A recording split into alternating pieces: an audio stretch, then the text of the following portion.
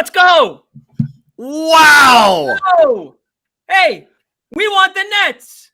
We said we wanted the Nets. We got the Nets. Yeah, cakewalk. What It a is game. It is a hard hat series right now. This is a hard hat series. I got the hard hat on. I came to work today. The Celtics came to work. They took a little break in the fourth quarter. But, man, they executed at the very literal last second that they needed to execute. All-time moment. Just one of the all-time moments in Celtics franchise history. A game we'll be talking about literally forever. Jason Tatum gets a great look under the rim. Kyrie Irving has no chance to stop that locomotive with a nice little spin move. And wow, I'll be honest, I had some deep, dark thoughts. Dark. A very dark place. I don't think I'm alone in that, but man, that's a season saving. I mean, to say the least. That was the series right there. If you lose that game, you lose the series. If you're the Celtics. I'm not sure, but man, like I said, yeah. You know, let's deep breaths. Let me exhale. Let me just exhale. Again, by the way, I had to sit here and wait for you idiots for like 10 minutes. Okay, so this idiot screaming at the top of my lungs to nobody. This idiot was watching the game as a fan in a box, waiting, running home, and I left early, and I missed that for this show, which is fine because that's what we do. But we got the guys at the Garden right now. Where are they? We got the guys at the Garden allegedly. I think they're still up in the balcony. I think I got to look at Bobby. He's still up there, just like what a play. Yeah. So we have a lot to unpack. Yeah, I'm sure we'll start. Lots to unpack. Yeah, let's get where this is. You know, and as you said, you go to a dark place there because the fourth quarter. Oh my God, you know, and 12-point lead, and they could the end of the third was brilliant. Tatum blocks Durant, Tatum hits a three, they go up 12, terrific. Then wheels come off, fourth quarter Celtics, here we friggin' go again. 107-102, and it's just looking bleak. And it was all that stuff we'd seen, the ISO, blah, blah, Tatum getting trapped, just not getting good looks, not getting the stops, and then just the very, very end, clamping down on the Nets, clamping down on Kyrie, and then a quarter where they showed almost no poise and composure until the very end. For that play, oh my God, for that play to be able to have the wherewithal to swing it and to get it, and for Tatum to move, and not just Tatum to catch it, but Tatum to catch it and realize he had a second to spin.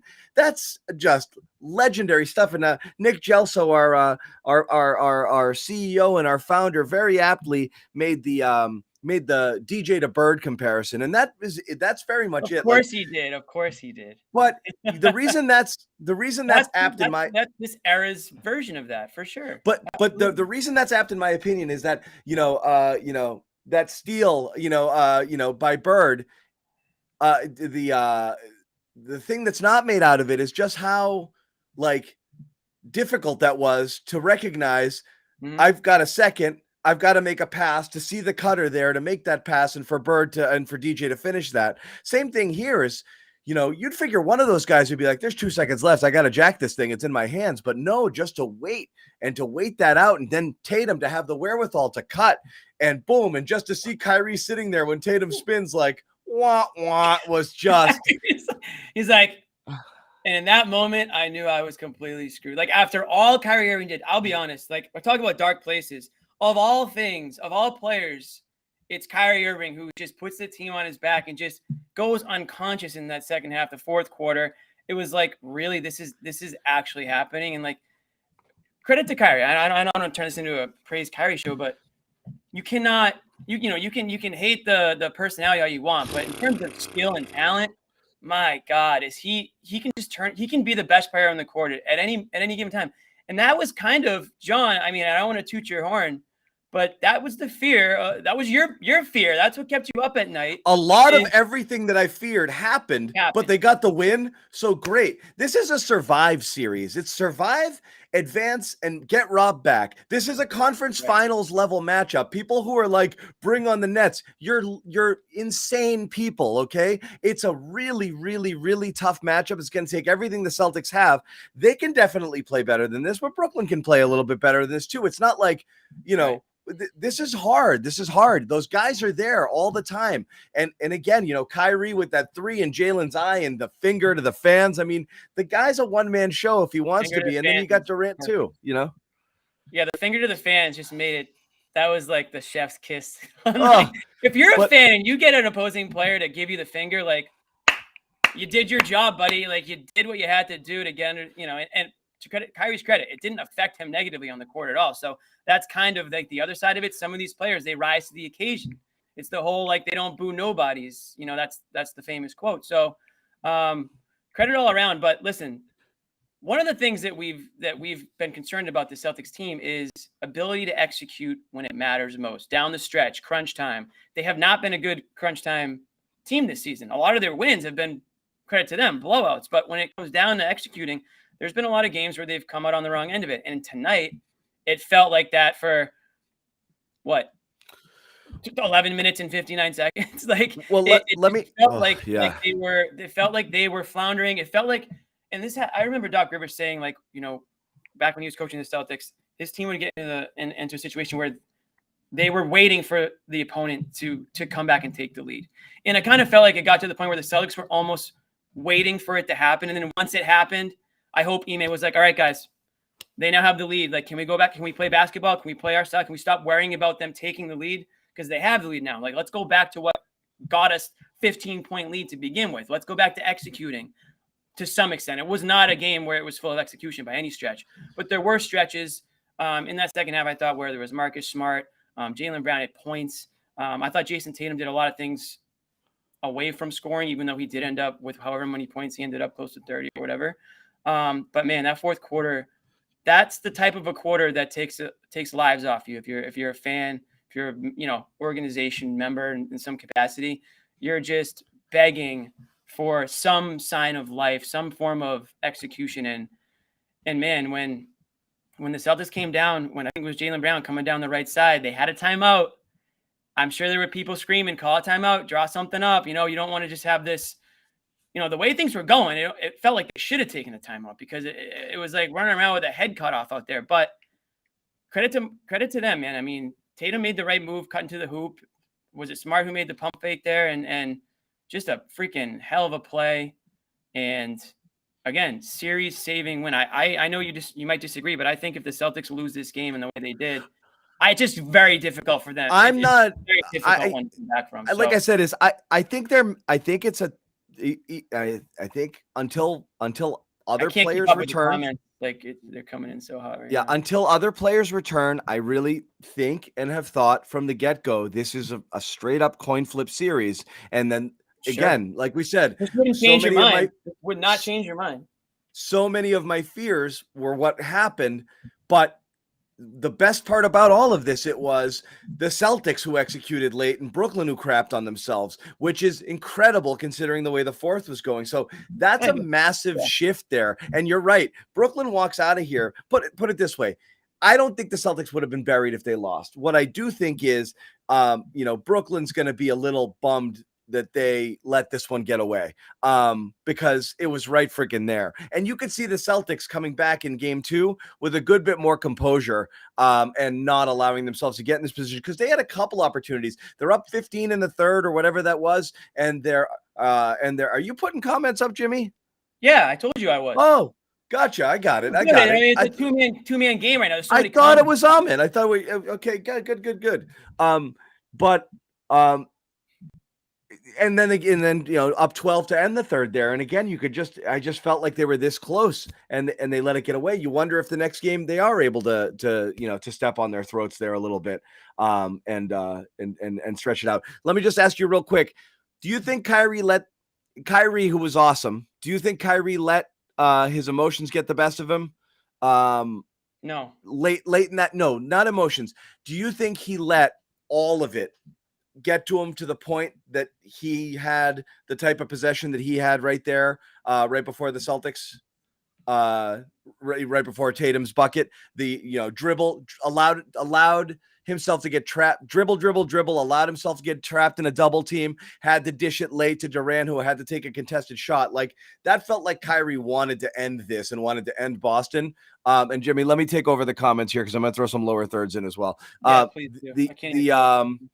Do you think he kind of was like, give it to me, it's mine?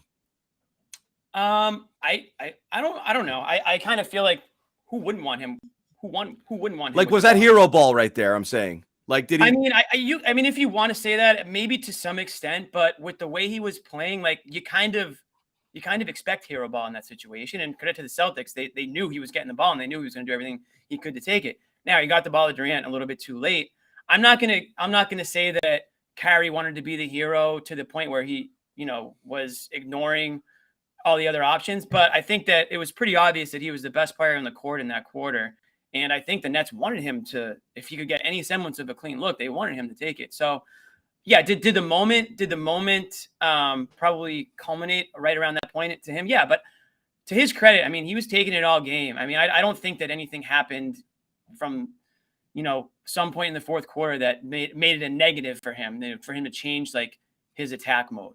I'll give the Celtics credit for just shutting it, finally being able to stop him. Like they bent until they could not bend literally anymore. They made the stop and they actually, sealed the deal on the other end, So I'm just the way that went down.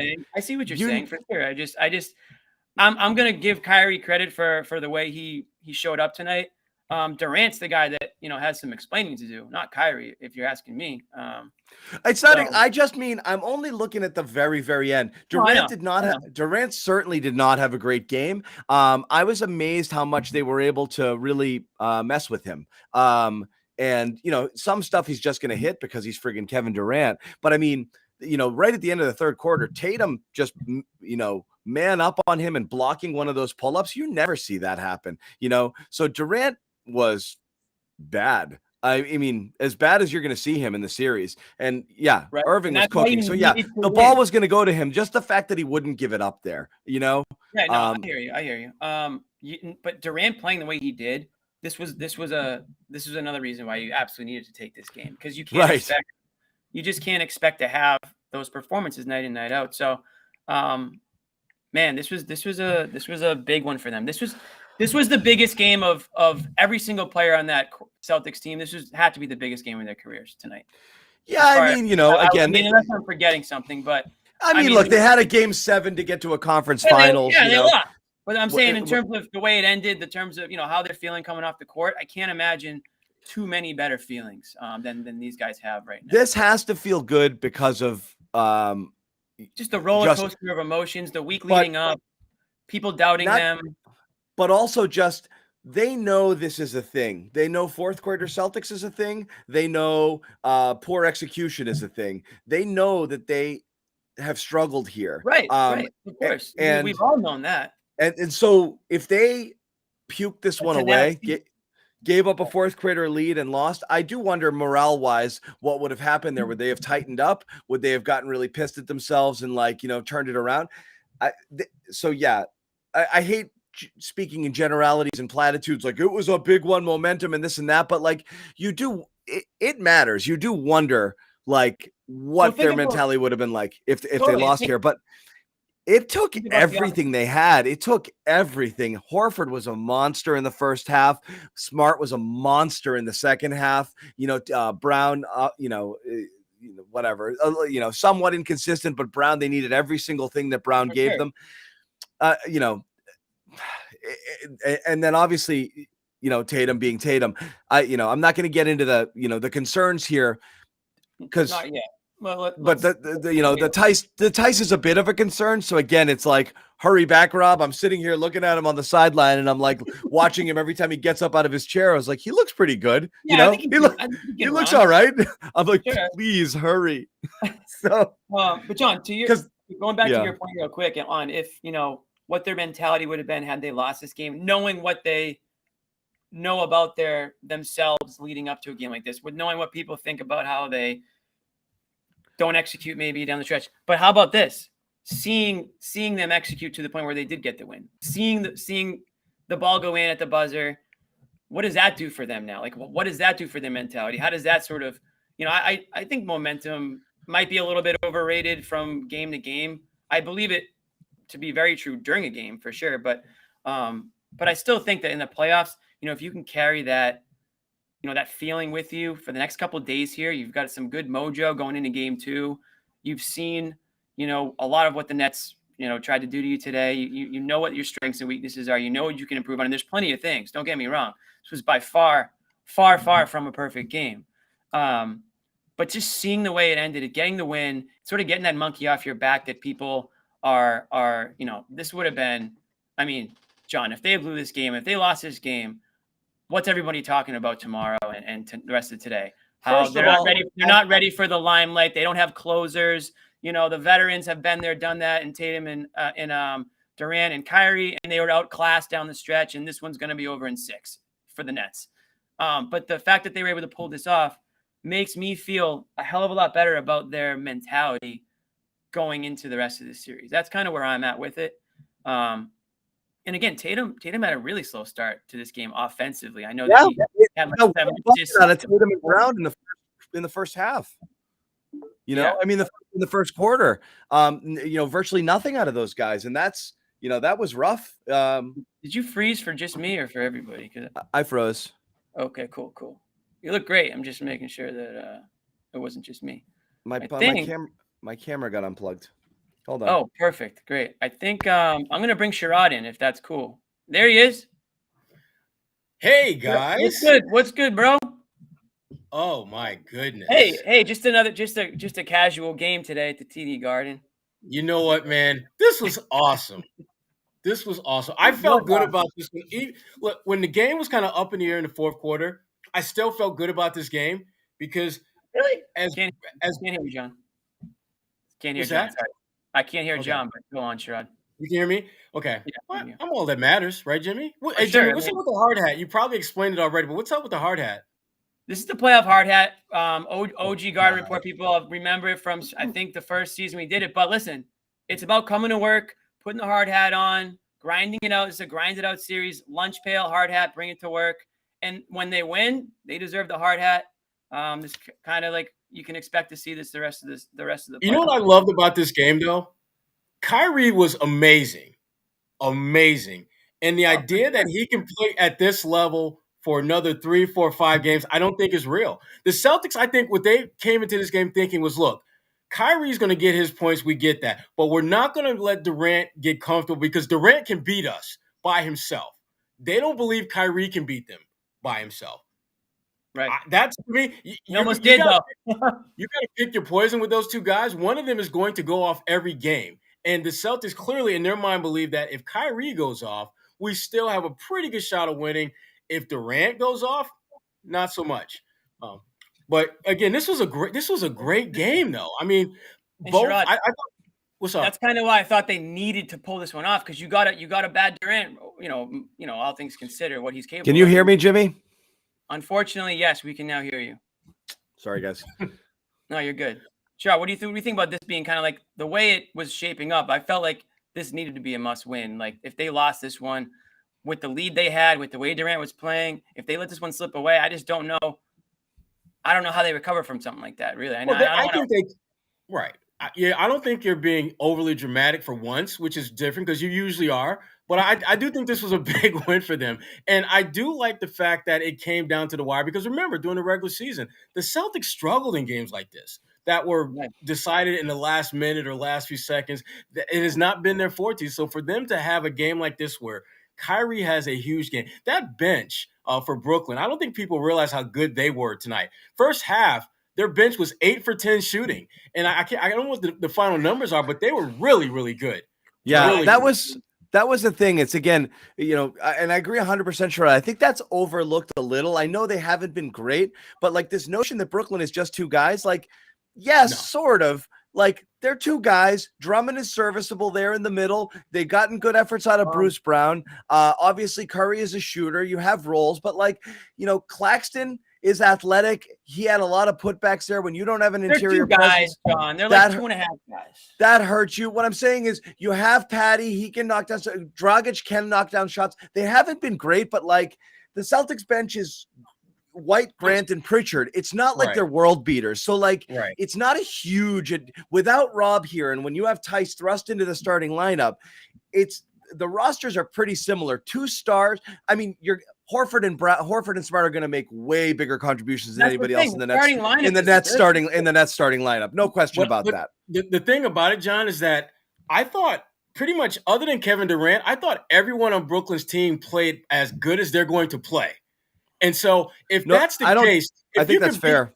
If you can beat them when pretty much everyone except Kevin Durant is playing at their best or damn near close to it, and you're looking at your roster, Grant Williams didn't have a good game. I didn't think Derek White had a good game. Pritchard, he wasn't bad, didn't suck, but he wasn't great.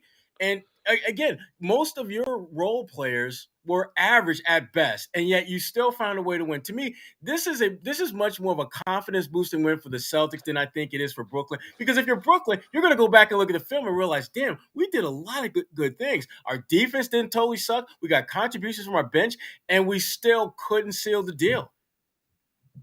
Yeah, I mean, I agree with you mostly, Sherrod. I thought Brown on Brooklyn didn't have a great game. I think maybe he. I don't think. Talking. I'm not to cut you off, Jimmy, but I think Bruce Brown, this is pretty much how it's going to be for him most of the series. I don't think he's going to be a guy that's going to make a significant impact.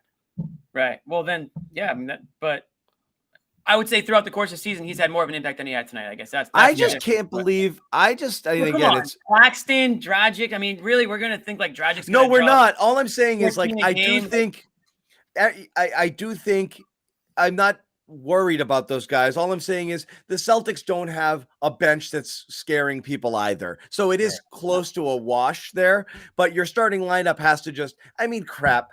If the Celtics didn't miss, how many layups did the Celtics miss here? You know, too many. I would agree with Sherrod in the sense that like, I don't think it's the Nets' best punch, but it's not that far because outside of Durant, that's about it. And I don't disagree there because Dragic has been in friggin' mothballs. He hasn't done anything for them. Right. So, I mean, this is whatever. So that's that. But I mean, look, you got a 2015 game from Al. You had Marcus Smart knocking down threes left and right. Celtics certainly got big performances out of people too. But, I do wonder how much more Brooklyn has I do wonder how much more Brooklyn has that they can offer here that's going to make it, tougher because Brooklyn, right. And plus, and they don't play defense. Right. I don't know how much you guys talked about Tatum already, but I mean, his game plan was brilliant. Brilliant. I mean, first half, he's trying to get confidence in his other guys to get going, and that helped Al. I thought it helped, Marcus a little bit. And then as the game progressed, he became much more assertive offensively. I think at one point in the broadcast where he had made a field goal, they were complaining about him not going to the cup. And like literally seconds later, he finishes at the rim. It's like Tatum is figuring out the cheat code on how to become a great player. And we're watching it in real time. And again, I thought he had just an absolutely brilliant game. The way he was attacking offensively. I thought defensively, he had too many breakdowns. I thought this was not a great defensive game for Tatum. Because, I mean, some of those drives that Kyrie Irving had to the basket when Tatum was guarding him is inexcusable. I mean, it's as if Tatum thought that Rob was back there. Because if Rob was back there, that's different. Maybe he was having some flashbacks, but he's got to be better defensively, particularly when he's matched up against Kyrie. But overall, I thought they did a great job. And at the very end, when they blitzed Kyrie to make sure he couldn't get that last shot off, again, the Celtics, from a coaching standpoint, from their best player standpoint, I thought they had the better game. And like we were talking about earlier, I don't know how much more Brooklyn can do other than Kevin Durant having a better game. But you got to believe if he plays better, you're probably not going to get the level of contributions from that bench. You're not going to get 39 from Kyrie probably either if Durant's playing, shooting a little bit more. Yeah, I mean, what I will say, and Tatum was great, but a little in that fourth, they got to him with some of those doubles, was a little slow passing out when they went dead stagnant there. Again, Celtics just, if they stay with what they're doing and move it, they'll get their shots against these guys, and they have to attack aggressively. I do think the only knock I'll have is, I think sometimes when you have a defender on you that you think has no business guarding you, you get eyes like this, and then you're like, I'm just gonna. But that requires a little bit of dribbling and a little bit of setup and all of that stuff. And I do think they kind of got into that a little bit. And Brooklyn clearly in the second half was like, I'm going to double the crap out of this guy. And they were just, but you could see those guys waiting. He's just got to pass out of that quick and relocate and just keep it moving, because they'll get whatever they want. Someone else will get it. Someone else will get a good look. You'll get it in a better place. Don't fall into those hero ball traps. You watch another guy on their side do it, and then you're like, give it to me. Avoid that at all costs. If they do that, they're fine. That's the stuff you don't want to see them fall into. Yeah, I didn't think they were as aggressive as they needed to be off the ball. When Tatum had the ball, like Tatum, he's getting blitzed, and you should be aggressively trying to get to the ball so he can get you the ball. I didn't think they did a good enough job with that for the most part. But again, game one, they haven't played in damn near a week, and you got the win. That's all you want at this point. It's just stacking wins. That's it. That's entirely it. I want to say a few things. One, the way Brooklyn came out was so damn sloppy, and the Celtics had every opportunity to really take a healthy lead, and they just couldn't. They just couldn't cash in on some of those turnovers. I mean, credit to their like 7 in the first quarter, something like that. Yeah. Celtics defense was great, like on-ball defense, poking the ball away, getting steals, but they just couldn't convert on the other end. Kept Brooklyn alive in that first, there was a 1-point game in the end of one, and it was tied at halftime. So you really didn't cash in on those extra possessions that you had. That third quarter was a different story. Marcus Smart came alive. I really want to talk about Marcus Smart, and I really want to talk about Al Horford. Those two guys. You guys haven't talked about Marcus Smart yet? We've talked a little bit about everything. I mean, look, at the end of the day, all over the place. Sherrod, all over the place. You could give a Brownie report to Al, Brownie award to Al for the first half performance, Smart for the second half, Tatum for the overall, Brown for his defense late. Right. Jaylen Brown, this is one of Jaylen Brown's better defensive games, would you say? I would agree. And that was enormous. So like I could give Brown the Brownie just for the defense alone, So I mean, honestly, that's a type of team. Their four best players played big, right. Right. And that's what's gonna take them to that next level, because they don't have, they're not as top heavy as they need to be. So they need to spread out that wealth the way they did tonight. So Al Horford, to me, I mean, he probably gets my Brownie award, edging it over Smart, just because he came out hot right off the bat in the first quarter, hit a couple threes. He was all over the place on the boards, and he definitely took some offense to what Bruce Brown said. You could tell. Yes. Al Horford, throw some respect on my man Al Horford's name, Bruce Brown. Damn. Bruce Brown didn't know what he was. He's getting some daggers. This was like Al 5 years ago. Right. Tonight. And you could tell that Al had a different kind of edge about him from the outset. And there's absolutely no doubt in my mind, as much as Al tried to downplay what Bruce Brown said, he was pissed. He was so He's got pride. Hi, Josue. Hi, buddy. What's going on, fellas? What's up, Josue? Keep going, Sherrod. You're spitting fire right now, man. No, I'm just saying. I mean, I couldn't tell if Josue was ready. He was kind of looking at himself. He's like, I know. I mean, it's only been 8 minutes, but I've been staring at you with the camera shooting up your nose. I didn't know if you were ready. Josue, jump in here, man. We haven't heard from you yet. That means he's not ready, but no, man. I love exactly what you said. Well, this is about 6 minutes ago, but I love what you said about the fourth quarter execution, because I was thinking the same thing, Sherrod. I'm like, man, here we go again.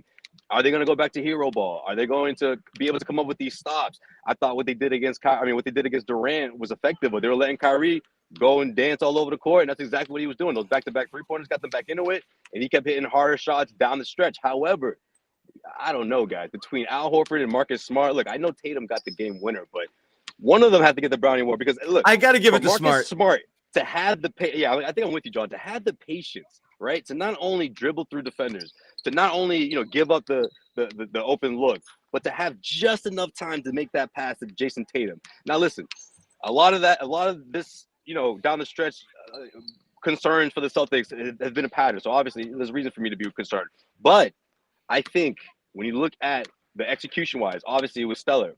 But at the same time, on the other end, I feel like Kevin Durant, he slipped up. And that's the Celtics' fault. And I'll tell you why. All these double teams, he just looked rattled offensively. And then on the defensive end, he had a big mistake. He just let Tatum roll right past. If you guys watch the replay, man, he lost Tatum on that one. Completely lost him. Give Tatum the props for making the play. Give Marcus Smart, props for obviously having the patience to not only give up the shot, but to make the right pass. But also, you got to give the Celtics credit defensively for rattling Kevin Durant the way they did in that fourth quarter. He was right. But Josue, I'm telling you now, though, Kevin Durant was thinking what I think 95.7% of Celtics fans were thinking when Marcus Smart had the ball and the double team was coming. He's going to take a bad shot. Instead, he split the double team, found the open man cutting to the basket for the game winner. And to me, that was we've been trying to talk about how Marcus Smart is such a better playmaker and things like that. That was just – I mean, again, I don't know whether it was just Marcus Smart making a, no pun intended, smart play or whether it was just luck. I don't know. But the bottom line incredible. Is he got it done when it mattered most. Yeah, but Sherrod, 3 months ago, he takes that shot. Come on. He definitely takes that shot. I don't even know 3 months. I think most people take that shot simply because they look at the clock. Listen, that was a shot that we would be pulling our hair out last season or previous seasons, and Marcus Smart takes, and whether or not he makes it. Give him credit, man. That was such especially after the third quarter that he had. Especially after that third quarter. He was red hot. You would expect him to take that shot 9 times out of 10 3 months ago. He's thinking like a point guard now. And it took a little bit to his, which is fair because he wasn't a true point guard. Now he's playing like more of a point guard than ever before. And that was a point guard play. That was an unbelievable look. Perfect timing. Jason Tatum, heady play to cut to the hoop. He had Kyrie down there. Kyrie was just, what is Kyrie going to do at that point? He's got Tatum coming down in full steam ahead. And as soon as Tatum spun, Kyrie's face. Like, as soon as he spun, Kyrie's like, that's the game. But not only is Kyrie catching the L, but he's also it was so great. Pocketbook too. Put a little middle finger salute to the fans in the third. He's getting 2 of those, Sherrod. Okay, you guys see the video after halftime? No. He told someone to let's just say he asked for a favor. Malaysia. You shouldn't be asking fans after what was it? Kyrie, you suck. I think was the initial comment. Kyrie's retort was something very explicit and somewhat sexual. So I'm not gonna say. He's been known to say that. He has said that before, actually. That's his thing. That's his go-to. Just watch it. Imagine what we would be saying, by the way, if given like what the Celtics struggles and inconsistencies earlier in the year. Imagine what we'd be saying if Tatum or Brown fell asleep on a cutter with the game on the line like Durant did on that one with Tatum. My God. And you're right. Kyrie's just there. Like, what am I supposed to do at this point? There was nothing he could do. I mean, maybe he could have fouled the crap out of him. Oh, Josue, the lights. Damn it. If it's not Brock, then it's TD. But Durant Durant's completely out of the play there. I mean, he completely fell asleep, and he's looking at it like one of these guys is going to shoot here. That's horrible by him. Wouldn't be surprised if KD in his post-game comments puts a lot of the blame on himself. And understandably so. I mean, he had a very atypical Kevin Durant kind of game. And I'm not talking about just the fact that he was 9 for 24 and he had 6 turnovers. I'm talking about just impact. He was just not there. I mean, 5 points in the fourth quarter in a game where your team was right there on the cusp of stealing a win. Not great. I was going to say the same thing about Jalen, but he came through. Look, Jalen needed to be assertive in that fourth quarter. When they were, 0 for 5 to start, 0 for 7 from the floor in the fourth quarter, I'm like, again, here we go again. But Jalen, he took the cue. And this is something that was brought up during Ime's presser, that he did have a conversation with him during the timeout saying, look, you got to be more assertive, and especially because he hits the big three, he hits the big take to the rim. It was a 2-possession game for quite a bit in favor of the Brooklyn Nets, but the Celtics, they pulled through, man. They kept their composure for sure. I'm very impressed. Impressed. And they did. I thought they did this will be my last point, John. I thought they did a good job of recognizing when Brooklyn was, sleep at the wheel defensively. I mean, a couple of those drives that Jalen had, I mean, that shouldn't happen even in AAU ball, where there's literally the guy that's supposed to protect the rim is just like, he's just chilling out there, and Jalen is like, there's no one back there. Kyrie can't guard me one-on-one. I'm just going to blow past him and get the layup. And he's got 4 fouls, so I know he's not going to foul me. Yeah, flashback of those practice sessions. It's like, oh, this is all day and tomorrow. You going to give me that much space? I'm out. All right. See you later. Do you guys think that our very own Nick Gelso had anything to do with Kevin Durant's Game 1 performance? Do you think maybe? Clearly. No. I'm not going to give Nick that credit. I love Nick. John sarcastic clearly is the best way. I love Nick. That's my dog. Gelso won. Durant 0, maybe, to start off this series. So it was almost the other way, though. You almost inspired. It was very, very close. Well, but you notice every time Kevin Durant complained about a call or non-call, he scored like the next possession. There were two moments in the game where he was bitching about not getting a call, and he literally scored the next possession. So I'm not going to give Nick any credit. Nope. Oh, come on. Nope. But Nick, if you're talking offline, we can have a different conversation. But right now, nope, no credit for you. Don't make it sound like that was calculated by Nick. That was just Nick on a Sunday morning. Like, come on. Yeah, he just added some time. That's all that was. But Nick just put the bait out there, and Kevin bit. He just had some time. He bit. He bit hard. All right, Nick, we need you to. And 2 days later, he's like, wait a minute, these two men actually played each other in the playoffs. Oh, even better. All right, cool. Yeah, Nick, we need you to go at Kyrie. But respectfully, please. Respectfully, please. Yeah. Keep it respectful.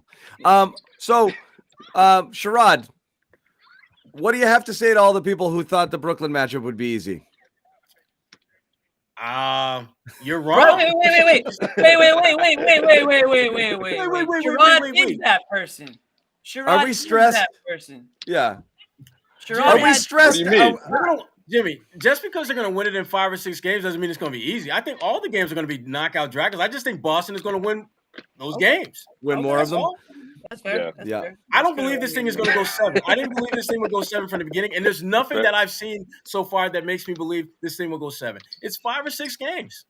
Can't see it going more than 5 or 6 games. Dude, it could easily go 7. I mean, the game literally ended in the last second. It could easily go 7 too. It ended in the last second with Brooklyn damn near 7 of their 8 rotation guys having the freaking playoff game of their lives. Right, so let's again. This is giving me like construction site vibes right now. Like the manager and the employee. Like, yo, no, but if you did this, the other. All right. Well, so let's. Sherrod's the manager. Like, just listen to me. All right. This is what damn it, Jimmy, listen to me. This is not homeschool. Listen to me. I'm hanging from a crane and being like, I don't think I should be over here. Yeah. Bobby, people asking where Bobby is. Bobby's in there doing some interviews. So we'll come back around and we'll keep talking about this game. Just other things that you saw tonight, guys watching this one. And I mentioned this earlier. We texted about it on the thread. We'll see how it goes. You're tinkering with lineups here. Tice worries me a little there because they hunted him on a lot of switches, and if KD had a slightly better game, that could have been a problem all night. Not only that, the refs just aren't going to give him a generous whistle.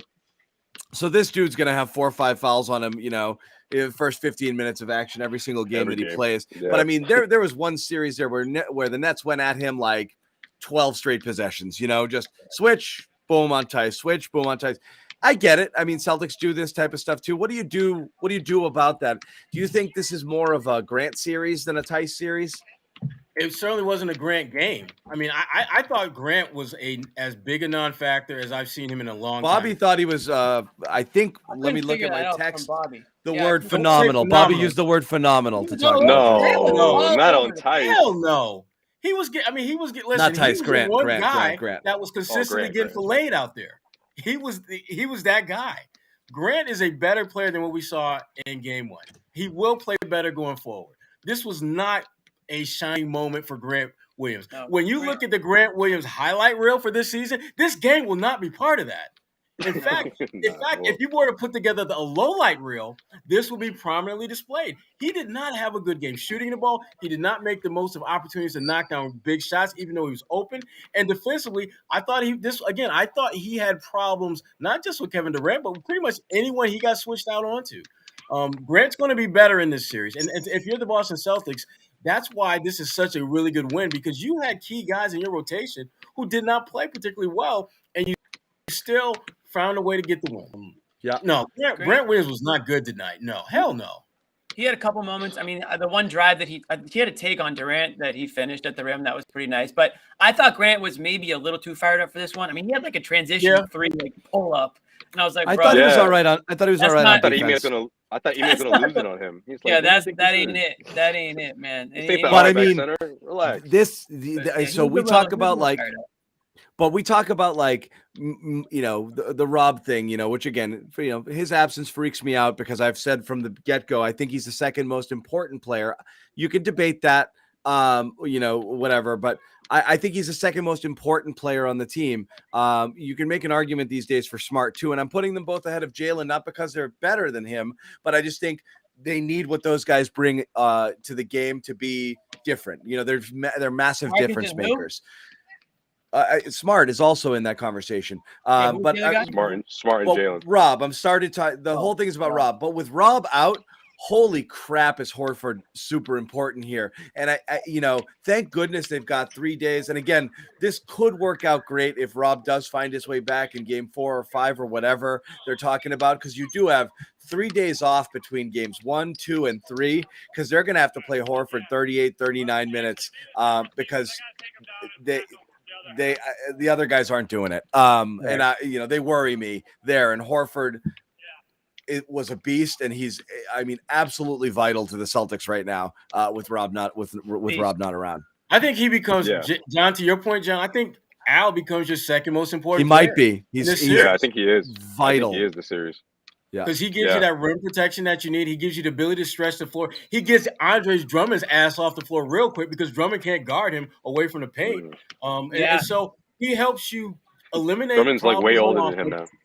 Give you a boost offensively, do a good job defensively, and just a monster on the boards. I mean, like I said, this was circa 2016-17 Al Horford we saw out there in game 1. And again, I don't know how many games you're going to get like that from Al, which is why getting Rob back in this series is so important. Ime talked about that pregame where basically, they're not planning on having Rob back for this series, but he is on the right path as far as the predetermined time that he be out. And as we know, he should be coming back, or technically at the earliest, like maybe game 5, 6.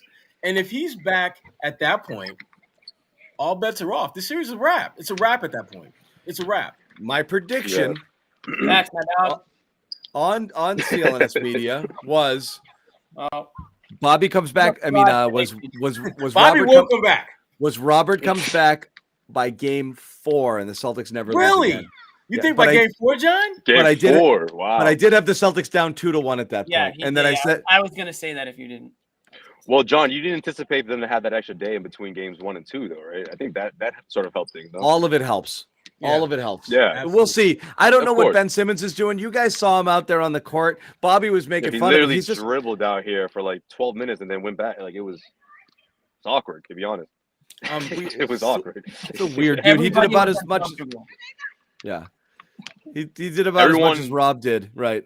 Yeah, pretty much. Everyone's taking pictures of him, which maybe that didn't help, but I don't know. I just thought the whole thing was awkward. I think he's great. I think he's great for boosting your IG presence by getting pictures of him and putting him on your IG. That's pretty much the value he has. That's all he came out here right now. Yeah, that's pretty much all the value you're going to get out of him at this point. He's got the Kardashian. And if you're Brooklyn, I'm really. And if you're Brooklyn, that. But you're also that's Kendall's ex-boyfriend. That's Kendall's ex-boyfriend, as far as a lot of people should be concerned right now. That's all he is. I'm saying. If you're gonna unleash him, it's got to be in Brooklyn. You're not gonna put him in this atmosphere. You're not gonna throw him into the fire. And it shouldn't have taken this long anyways to start. But this is where you are now. So if you do play him, you don't put him in. But you know 1 what? or 2. I guess you might as well wait till you go to Brooklyn. You can't. But here's the funny thing about playing Ben Simmons, though. One of the reasons why Brooklyn played as well as they did and kept the Celtics, from pulling away was because they had really good offensive scores pretty much on the floor at all times. And then you had Claxton, who's good around the rim. You put Ben Simmons on the floor, you play 4 and 5 on offense. Yeah. You play 4 and 5. He's not nobody guarding him. You're not going to guard him. And when Kevin Durant, when he swings it to Kevin, guess what? The double team is going to come at Kevin. And Kevin is going to do the smart basketball play and swing it to the man who's open. That's going to be Ben. Ben is going to have to play more aggressive offensively when he comes back than I think he's comfortable with. And he has shown us all he's not about doing what's uncomfortable. And attacking, being aggressive, looking to score, he's going to do that. And it's not about growth. Doesn't look very comfortable. So I'm not sure how much of an impact. He's going to be a good defender, but offensively, I think he's going to cause some problems for them, particularly if the Celtics are able to find ways to score. Because if he's guarding Jason Tatum, all Tatum's going to do is what he did in the first half tonight and get other guys the ball. And if those guys are knocking down shots, Ben Simmons' presence is negligible because he literally at that point isn't helping you. Because if other guys are scoring, not helping you. And if he's not giving you anything on offense, what the hell is he out there? What are we talking about? Right. What are we talking about? No, that's accurate, Sherrod. Especially from the point guard position, like you put him out there offensively, going up against this defense. I mean, it's just a recipe for disaster. It's hard for someone like that to adapt, and let alone to adapt to the regular season, let alone the postseason, where the team is driven as this team, as the Celtics. Right now they're gonna see him. They're gonna see blood. They're gonna be like, oh, we got this guy. Like, they're gonna give him all the pressure. I don't know how much time you guys have spent kind of seeing this, but I know the Kyrie Irving stuff, with him giving the finger in the hallway, giving the finger after the three. There's like more and more stuff hitting social media now. He's given a double finger behind his head to the crowd, because people on Ramadan, huh? This guy's NBA charities who are about to get the cash. This guy, he shout said, out to NBA charities. They about to get paid. There's people on Twitter saying he said, "Suck." What happened here? They're in his head. Yeah, John, we tried. I mean, I know he had an awesome game, but like, get in his pocket. The league is about to get in his pocket real deep. What happened here, Mister? I want to put this all behind me, and why don't you guys give me a highlight video? And then he's like freaking turning around and giving everybody the finger. The highlight video that they will put together is not the kind that he would want to see. They should put one together. Actually, what's going on in this guy's brain? Oh, I just think it's wild for him to think that he can decide when the Celtics fan gonna stop hating him. Like, what makes you think? All right, that? guys, like, I'm done with it. You get to decide when the feud's over. No, especially because every time he comes here, he does something that pisses off the Celtics fans. The Celtics fans do not forget. If they didn't forget him stepping on Lucky last playoffs, they're not gonna forget him calling them scoring girlfriend or whatever the word here's was. Kyrie's quote. Here's Kyrie's quote. Ready? When asked about it, I don't have it. I'm just gonna read it. When people, I'll get. There's a lot of language. Just let him read it, Jimmy. When people start yelling this P and B and F you, there's only so much you can take as a competitor. Nah, F that. That's the playoffs. It is what it is. I know what to expect in here, and I'm ready to give the same energy back to them. So we're basically fifth graders now. You're gonna say something mean about me. We're basically, but they did it first. We're basically in fifth grade now. That's the rationale. Yeah, they started it. They started it. Is that how Kyrie would talk to a This is why homeschool is so important. Kyrie, Boston will never, ever like you. Ever. No. Ever. Forget it. Forget it. Move on to something else. Never. Oh my goodness gracious, this guy. Athletes have lived for 50 years and died, and they've never been for opponents have literally died enemies. Like, dude, it's not gonna end well ever. So I know you are, but what am I? Yeah, like come on. Never gonna be. 6 years old might break my bones, but names will never hurt me. Yeah. Yeah, like if you were to come into this building like 30, 40 years from now, you get the same treatment. I mean, let's. But also, honest. Like going back to like fifth grade, like if you respond and react and let the fans know that it's bothering you, like guess what, buddy? It's just gonna do it more now. Like, little Josue gonna keep going. That's right. Josue, are you at the zoo? Yeah, what's promise that sound is coming from my place. This was like that was like screeching. Yeah. Some kids over here playing a pickup game. That's awesome. I can imagine this. Someone's kids. Yeah.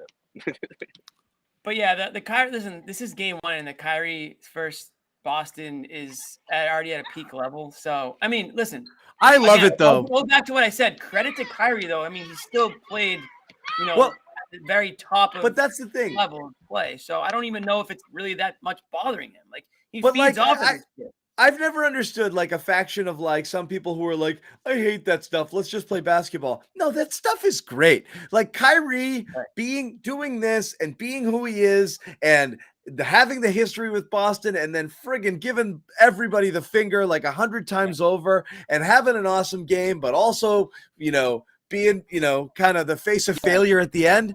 This is great. This is what makes this great. Oh, it's so much better than like if we shot a jumper over Zach LaVine to win it. Like that, nobody cares. Like it's like, the Kyrie aspect of this is so great. And it just adds to the series. And then, he's gonna be friggin' a maniac next game, after this. For sure. I mean, and listen, for him to go up in the press conference and say all those things, and John, maybe you're right. Maybe that was in his brain a little bit in the final seconds or the final minute of the game. Did he want it? Did he want it? Really wanting the dagger shot, like that final FU, literally like on the basketball court FU type. And it didn't happen that way for him. So listen, I fully expect Kyrie and Durant to come out and do their thing, the rest of this series. It's just going to be a matter of, can the Celtics as a team, outperform them? And I think that they can, for sure. What did you guys think? I asked Jimmy this. Do you think Kyrie, because again, Kyrie is the reason that the Nets' last possession went bad. He held onto the ball too long. He dribbled into a double. He got himself into a bad position. He had to kick it out to Durant, who had no chance, but no choice but to shoot a contested jumper. And so that was it. How much of that was Kyrie thinking, I'm going to end these guys right here? Me. I think a lot of it was that mindset, because up to that point, I can't really blame him. I mean, shit, he was torching them. All of them. Marcus Smart got some of that. Tatum, you got some of that. Jaylen Brown, you got some of that. Al Horford on the switch. Yup, you got some of that too. And so for Kyrie, I understand the mindset, but I give the Celtics a hell of a lot of credit for that late game adjustment where they took the damn ball out of his hands. I mean, they literally forced him to do what he absolutely did not want to do, and that's give it up. And to their credit, they made sure he did not get it back. And so, again, the Celtics, this is what great elite defensive teams do. They make not just adjustments throughout the game, but game-altering, game-changing, put the damn nail in the coffin type of adjustments that get you wins in games where you haven't played great. I didn't think the Celtics defensively were great at all, but they made the great plays when they needed to be made. And Kyrie, like I said, the way this game ended, I think, was a microcosm of why the Celtics are the number 2 seed and why Brooklyn is number 7. The Celtics made the plays defensively that they needed to make. Brooklyn had the defensive breakdowns when it literally cost them the game. Because there's no way in hell Tatum should have had that layup. No way. Nope. Yeah, that's true. And Brooklyn has no one to blame for that but themselves. Credit Marcus Smart for understanding who the hell was defending them, knowing that he could probably make that play because this is a team that does not have a high defensive IQ. That's simple. Yeah, that's true. I just think the way that the Celtics have been playing defensively, like their tactics, especially with Durant, when you got Durant looking over his shoulder every other possession, that's how a team, you're playing real good team defense because he's not just worried about the guy in front of him. And I thought that took a toll on them. I think the Celtics, honestly, on defense, they sort of picked their poison and they picked Kyrie, and yes, it did go down to the wire. I don't think they anticipated it for that to happen so fast the way it did in that fourth quarter, but you have to give them credit because they kept the composure. The Brooklyn Nets, guys like Kyrie and Durant in this series, they can afford for them to play hero ball, right? In stretches, especially in the fourth quarter. They're actually depending on that. The Celtics can't do that, especially against those guys, because one missed shot, one turnover, and it's an automatic layup. You saw how fast they erased that 15-point lead that the Celtics had. Now they needed less than a quarter to do that. That's how good, that's how scary their offense is between those two guys. But the Celtics' defense, at the end, they countered when it mattered most. And late game execution, no hero ball whatsoever. Everybody touched that ball before Tatum got the layup to go. Which is, again, amazing considering the way most of the fourth quarter went. Now, again, right.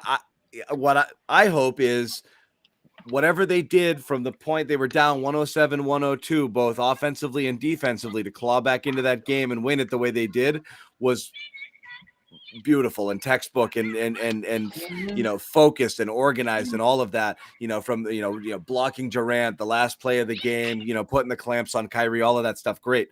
Clutch threes, but how freaked are you guys? I mean, how concerned, 1 to 10 level of concern after watching them really unravel over the first 8-9 minutes of that fourth quarter? 4 out of 10. Yeah.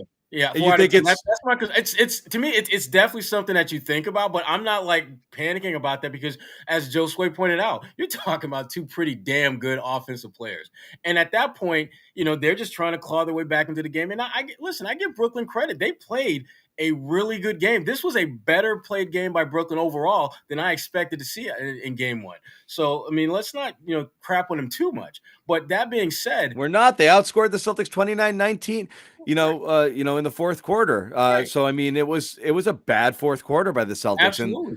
And but it was a phenomenal quarter, to quote Bobby, by Kyrie Irving. He just walked in here too. He had 18 points in the fourth quarter. I mean, sometimes there are teams that don't even. And that's the worry, is that they have two guys who at any point in time, defense doesn't matter. And again, I know defense did matter in the end there, but not a lot of the time. You threw your best guys at him and he just did whatever he wanted. And at any given time, Durant can too. And not to say the Celtics don't have that to counter. There's times where Jason Tatum's absolutely unguardable and unstoppable, and Jaylen Brown as well. So of course the Celtics have that, but it's that whole puncher's chance thing, like no lead is safe.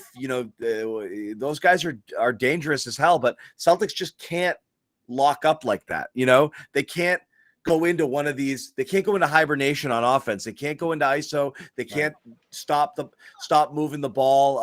Like they did, the first 9-10 minutes of that fourth quarter. That's the nightmare scenario. That's what you worry. That's the only thing you worry about with these guys. They either go ice cold and can't hit any of their open looks, and that didn't happen. They did a good job today. You could get a little more out of the bench, or the fourth quarter execution problems. So the fact that they were able to turn it around and play the way they did the last couple of minutes was unbelievable, considering the way that was trending. It just felt like all game long that they were more focused on making sure that Kevin Durant never got comfortable. Whenever he dribbled, it seemed to be he was either guarded by someone or had two or more people coming at him, and they pretty much played Kyrie straight up. They pretty much they really didn't double him and blitz him until that last possession. And I think that might be the game plan going forward, that we're going to force Kyrie to be ISO Kyrie, which he's very good at that, but we're not going to let Kevin Durant get going. We're going to do everything in our power to make sure that if he's scoring with hands, plural, not singular, in his face. And I thought that was the game plan, and it worked brilliantly in game one. If you're Brooklyn, what do you most – go ahead, Josue. You wanted to say something on that. No, just real quick. I would also like to say something someday. All right, Jimmy, you got next, I swear. All right. I just want to squeeze Jimmy, you can do the calm read right after this and then roll into whatever you want to talk about. I want to finish this convo, and then we'll do calm. Okay. That's why in that fourth quarter, like midway through, I think it was before that. I turned to Bobby, who was sitting next to me. I'm like, Al's going to have to play over 40 minutes. And look, Al can do that. He's had the week off, but there's a reason why, because it's on both ends, if you ask me, on offense and also especially on defense, but also because, like you talked about earlier, John, there's three guys coming off that bench. If three of them are having so-so games, that's the spot you're going to be put in. And right now with Rob out, I'm okay with that. I love that. And obviously we saw his stat line and, 20 plus points, 15 plus rebounds. Like, when's the last time someone his age did that in the playoffs? I mean, look, he's got it. He's good for it, is what I'm trying to say. But you want to be wary about fourth quarter late game execution, because you don't have a whole lot of options, and when he's got to play that many minutes, because that's how different things are on both ends when he's not out there, Yeah. All right. Let's let Jimmy say his go ahead. thing. Okay. I just want to say, all right, let's move on. And that's it for the show, everybody. Thank you for no. My level of concern is higher than Sherrod's, only for the fact that was always my main concern. So we kind of saw the concern come to fruition there in the fourth quarter. The fact that they can score and come back as quickly as they can. If you're the Celtics, the one, I guess, positive you can take away from it is that you saw it happen. So you can never be comfortable with a lead. A double-digit lead against this Nets team can go away just like that. I mean, it happened within just a couple of minutes, it felt like. So I am concerned. I'm like more of a 7, I think, on the scale of 1 to 10 in my concern. I think that the Celtics showed that they're capable of taking the punch and, getting off the mat and punching back in the end. But at the same time, you don't want to play with fire, because when you're dealing with proven, champions and all-time great player like Kevin Durant, Kyrie Irving playing like an all-time great player tonight, we know what he's capable of. You can't fool around with these guys. You have to step on their throats. When you have a 15-point lead, you don't let them get within 2 possessions. You don't let it get to a 3-point game where they have, 3 or 4 guys who can hit a shot like that. I mean, Curry didn't, Curry was hot right after the beginning of this game. He disappeared for the final 3 quarters. But if Curry was on tonight, that's another offensive weapon that can score from the outside. So they have players who can score in bunches. And I just would never be too careful or too comfortable, I guess is the word, with the lead. So hopefully that was the lesson that they learned tonight. But the concern is still there. But I picked the Celtics, to win this series prior to it. And, I'm not changing. I'm obviously not going to change that after what I saw tonight. I know. I'm not saying anyone should change, but it's everything you worried about. It's reality, for sure. There's a lot of stuff that was like, I hope that doesn't happen. That did. And there's stuff, and there's stuff that, Right. went well as well. Look, the Celtics are a good team. They're not laying down, but it's like, it's a 2-7 first round matchup. You like these things to be cupcakes, and it's not. It was. I mean, I aged it. I aged 2 years during this one. You saw a blowout. The game before that's a heat. That's easy. Well, that's what happened when there's 50 fouls called in the game, John. Jeez, like. Oh my God! Was that these games going to be half, 3 hours long? That first half was brutal with the like fouls. My God, every single. Yeah. Anyway, Jimmy, do your thing. Jimmy, do your thing. What do we got? We got what, our comm thing? Yeah. Yeah, there it is. All right, listen, everybody. I got to fill in some holes after, but go ahead. Everybody watching right now. There it is. What a game! What a roller coaster of emotions. Everyone's fired up, wired. Thing is, it's almost 7:30 here on the East Coast. We've got to settle down.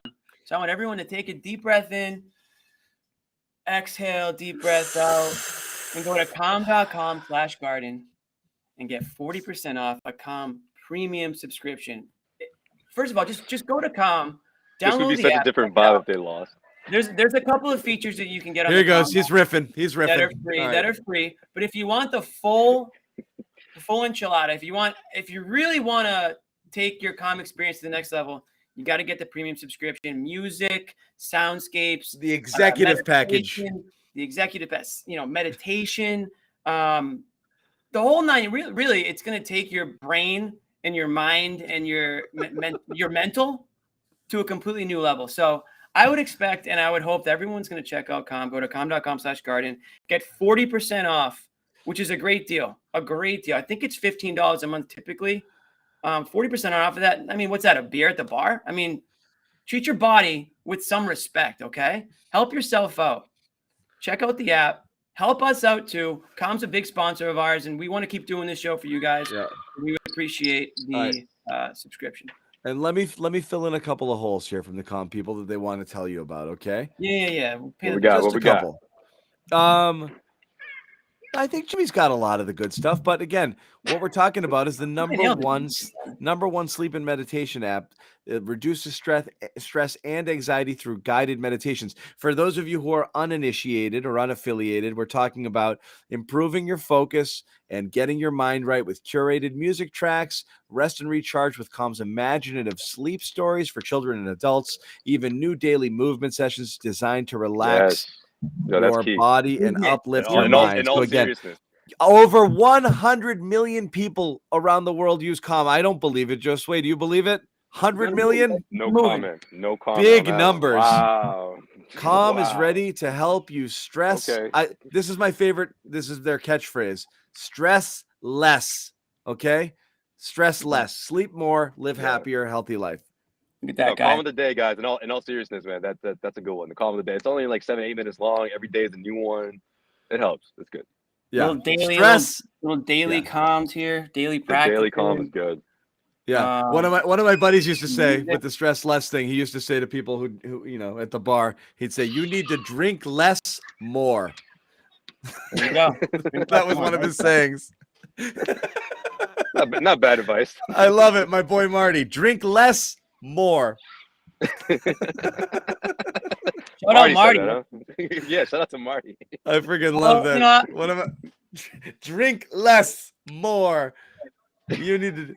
There's I feel like that's like a Boston. That should be a Boston slogan.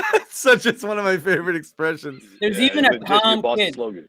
Look, there's even a Calm kids. We got some parents. Jimmy showing his phone again. Your kids just won't fall asleep. You've done everything you can possibly think. He's still going.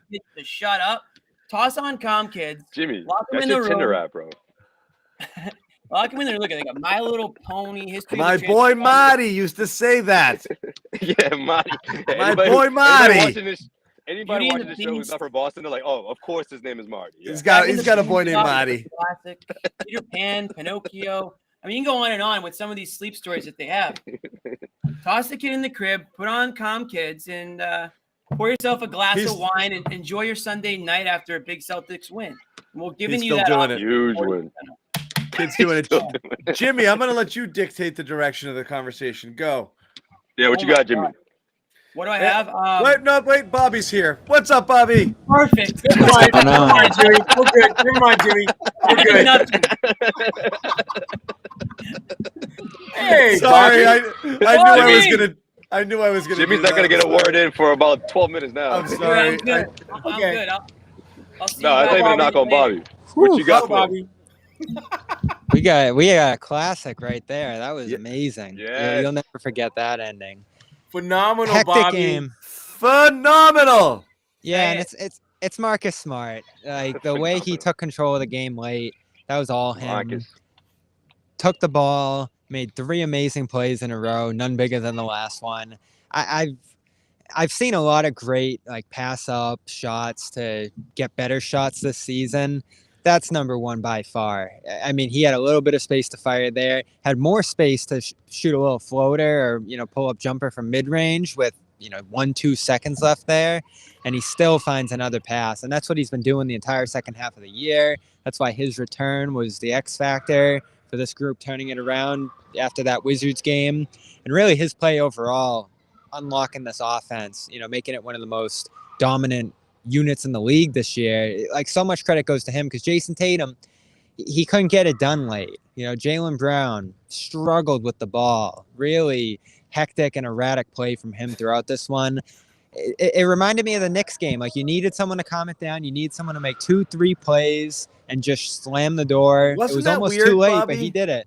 Bobby, wasn't that weird? You talk about the erratic play almost for no reason. They were playing fast and frenetic at times without really a need to. That's what was weird when it got away from them a little bit there. They just allowed themselves to get a little bit disorganized. It wasn't Nets pressure. I think it's a mix of how much they were trying to get the ball up court in transition, get the ball downhill. I think the Nets did a good job of poking a lot of balls free on Tatum's drives and stuff. And I think by the end, a real exhaustion set in, especially for Tatum. He had a big assignment on Durant. I think the intensity of playing defense in this game caught up to him and some other guys early in that fourth quarter because the way Kyrie was just walking by guys to the basket, like, it was startling, especially Tatum. He was looking for Tatum early in that fourth quarter, and he got him. So they were fortunate to escape this one. They really were, because you lose in that fashion, collapsing on both ends, going scoreless on 9 out of 13 possessions midway through the fourth quarter there. That's the kind of stuff that can just derail you mentally, start having guys pointing fingers. I think fingers were being pointed after that last Irving 3, the one that made it 107-102 in the timeout huddle there. But they came out, they responded. And I think, again, John, we talked about on Spaces whether the old Celtics could return. And I don't know if the fact that they answered and escaped that collapse makes you feel any better about that. But they did emerge for the start of the fourth, and then it flipped over the last 2 minutes. That's what we're trying to figure out. Right now, one of two things. You saw them, which means they still exist. I'm talking December Celtics, and that freaks you out. But they overcame it, and you wonder, are they just dusting it off? And now that they've got this one behind them, are we not going to see that again? I don't know which one that is. Obviously, I know people will want it to be the latter, and that would be great. But every time you see it rear its head, like I said, that's why that Miami game just made me sick to my stomach. I was like, it looked like the Miami game, missing layups, missing layups and bad execution late. And I'm watching, and it's just like, that's why that game. Everyone's like, it's one game, dude. I'm like, I know, but it just, without Rob, without that X factor, without the thing that kind of the difference maker, separator, and that starting unit that was just destroying people, they come down a notch. And so then it's up to them playing clean basketball and executing and moving the ball and doing all those things. And then you see those games, those fourth quarters, which is most of this one and that Miami one. This is against high caliber Eastern Conference opponent like the ones you're going to face the rest of the way here if you're going to get anywhere. And that's what freaks you out a little. You hope that they can get past it. You don't want to see it again. So I don't know. So Sherrod, what the way I'm going to answer that is the way they responded and the way they communicated and the way everybody took up their own share of the playmaking duties and all the stuff that they need to do to win the game encouraged me that they're going to be able to move past that. If there was something like, that three, I go back to that three at 107, 102, Smart veered in a little too much on Durant on that play, left Irving wide open, and that's what allowed that play to happen. If Smart turned the ball over 2 more times after that, and I don't know, whatever, if there were more mistakes down the stretch, and guys were able to point fingers at each other and say, like, oh, if this guy didn't do that or that or that, that's what would worry me. The fact that everybody stepped up encourages me. And I see Tatum talking now. We all thought Marcus was going to take the shot, he says. I think everything about this team's turnaround, and Marcus talked about this after the game, is trust-oriented. Like, they began to trust Smart as the point guard. They began to trust Tatum's playmaking. Tatum started to trust guys as shooters. That all connects, and that's all what kept us so stable. The fact that they were still able to lean on each other late in the game and everyone was able to do their part to, make it a win, I think they can brush off that fourth quarter very easily. I hope so. What do you guys think? I'm not worried about the fourth quarter for a lot of the reasons that Bobby laid out. But to me, more important, they withstood, I think, the best punch that Brooklyn could possibly throw. I mean, Kyrie Irving was incredible in the fourth quarter. Brooklyn is a good team, but I can't imagine Brooklyn being much better. There's probably another level they can get to, but they're not going to be much better than what we saw offensively in the fourth quarter. And the Celtics withstood that. They withstood that. And as much as we want to point about how Kevin Durant wasn't impactful, Kyrie was significantly impactful. 18 fourth quarter points. That is not normal. That is not normal. And even against, not only is it not normal, you're talking about 18 points against the best defense in the NBA. So over Smart, that last one too. Yeah, tough shots. They made some tough shots, and that's why I'm not really freaking out about this, because I can't imagine that Brooklyn would have a similar fourth quarter that we saw tonight, where one guy single-handedly put that Brooklyn team on his back and almost carried him to victory. Because the thing about this game that I keep coming back to this, they had so many guys that played great that damn well are not going to play this well going forward. You can't bank 17. You can't bank on 17 points from Dragic. You can't bank on that bench shooting 8 for 10 from the field in the first half, which is a big reason why it was tied up. You can't anticipate that stuff is going to happen based upon who those players are and who they're playing. Well, let me ask you this, Sherrod. Can you bank on defending Durant that well again?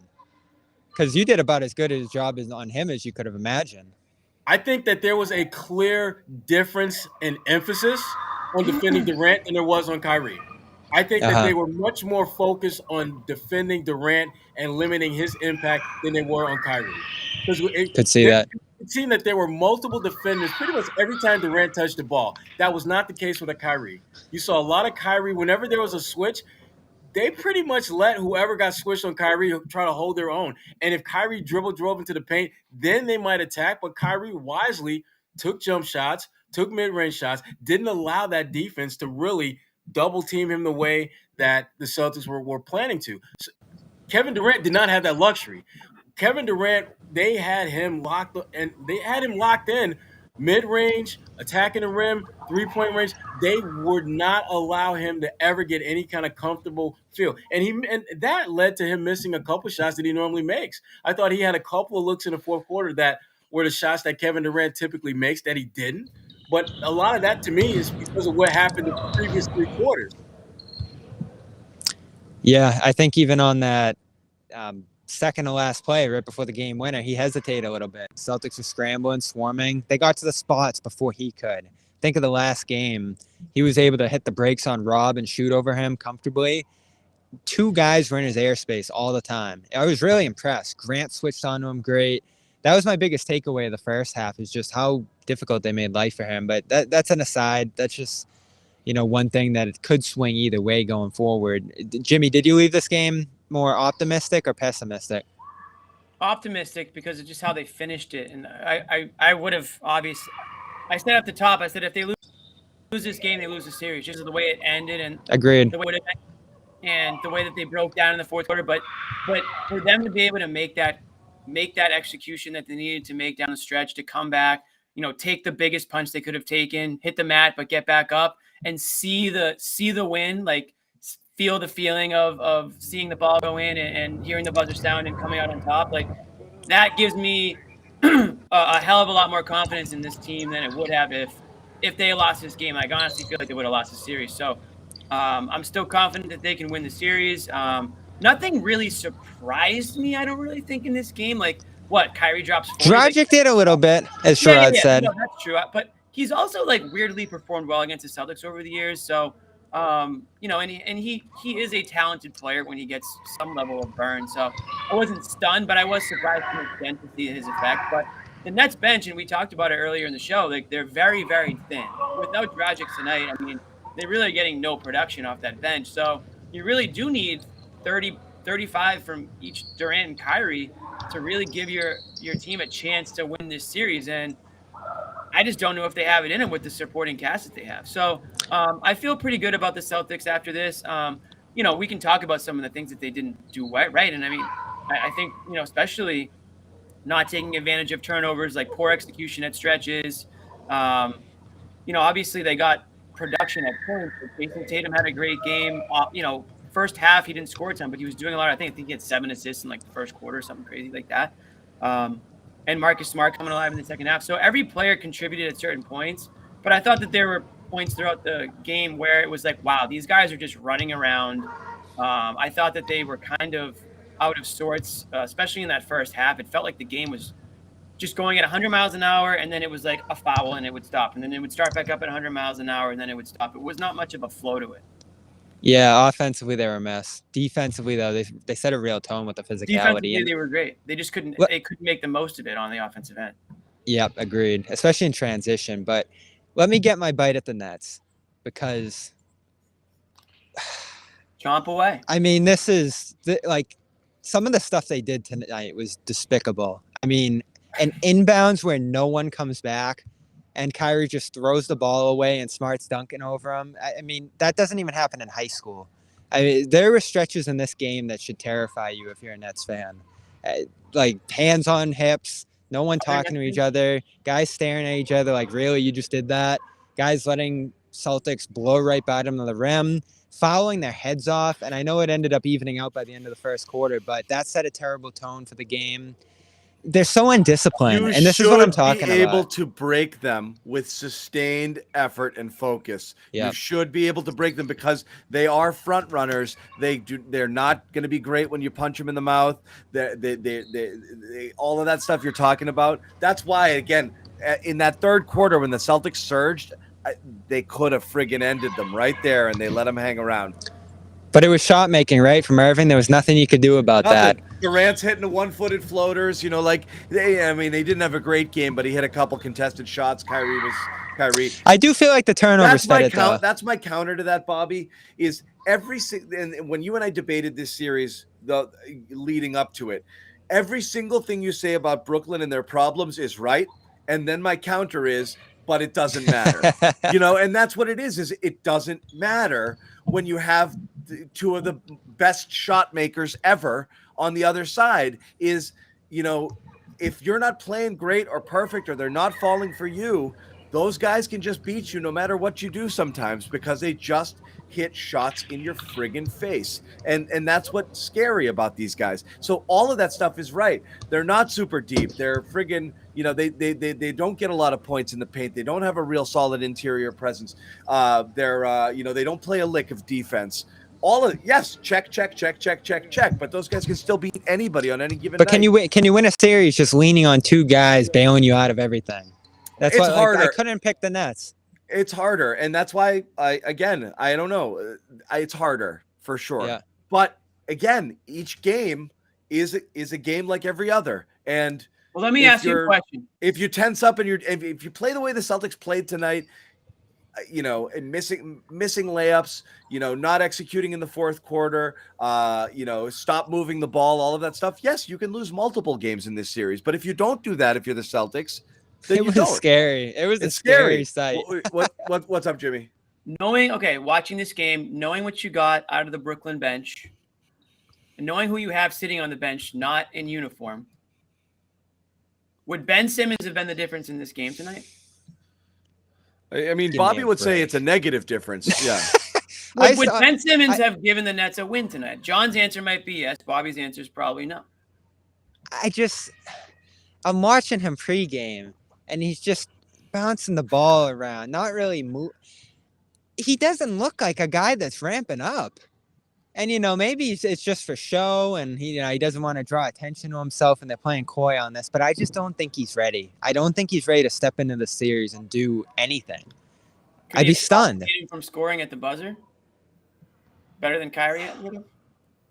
Yeah, I mean, it's another guy who can step in there and switch, but yeah, you're going to have Kyrie and Durant out there at all times. In that situation.